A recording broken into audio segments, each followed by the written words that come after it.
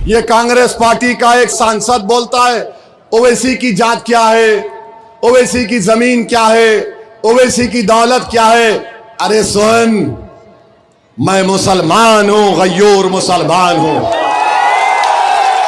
मैं रसूल अल्लाह सल्लल्लाहु अलैहि वसल्लम का उम्मती हूं। बहरूपिया बोलता है मेरा नाम मेरे अब्बा और अम्मा ने असदुद्दीन रखा, दीन का शेर के नाम से रखा। और तू पूछता है मेरी जमीन कितनी है। अरे पूरा सीमांचल मेरा है, बता तेरा क्या है। तुझे देखना है ना, आ कभी सीमांचल के किसी चौराहे पर तू ठहर जा, मैं भी ठहरता हूं, देखते हैं क्या तमाशा होता है। और बोलता है कि वहां से आया।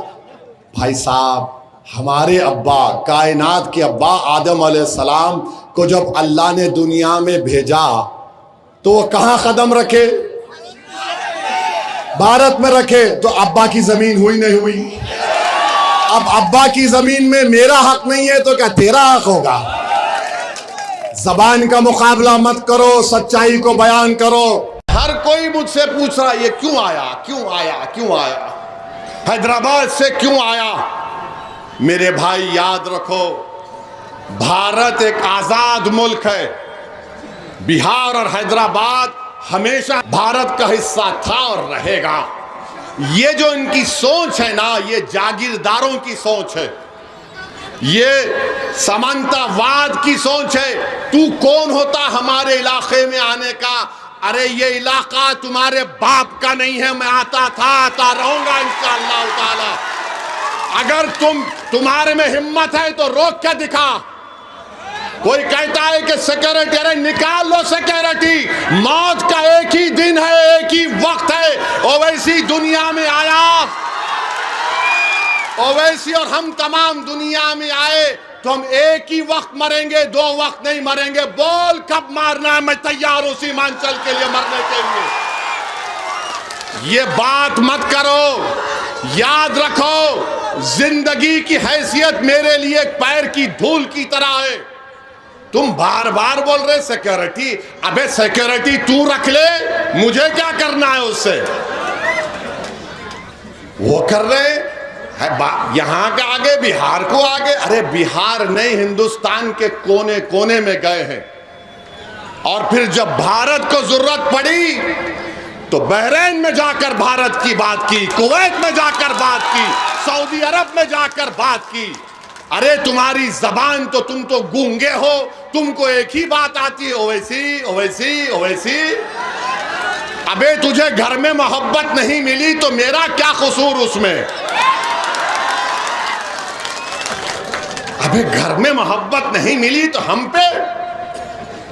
आप बताइए मेरे अजीज दोस्तों और बुजुर्गों, क्यों आए? अरे आए, आते रहेंगे।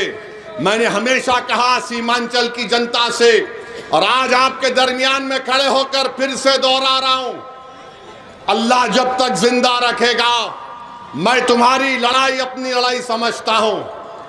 तेजस्वी की तरह मेरा दिल छोटा नहीं है, मेरा दिल बहुत बड़ा है,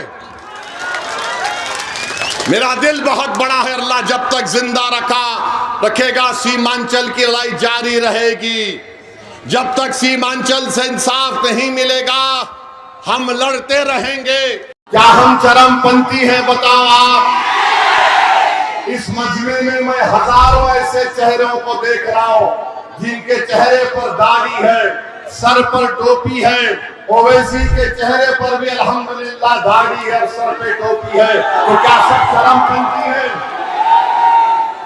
तो तेजस्वी के नजर में चरमपंथी वो है जो एक जमीन और आसमान के खालिक को मानने वाला है।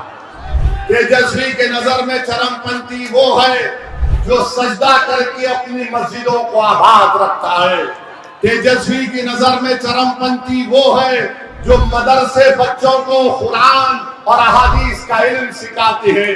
तेजस्वी के नजर में चरमपंथी वो है जो हमारी माँ और बहनें अपने सर पर दुपट्टा या हिजाब या बुर्का पहनती है।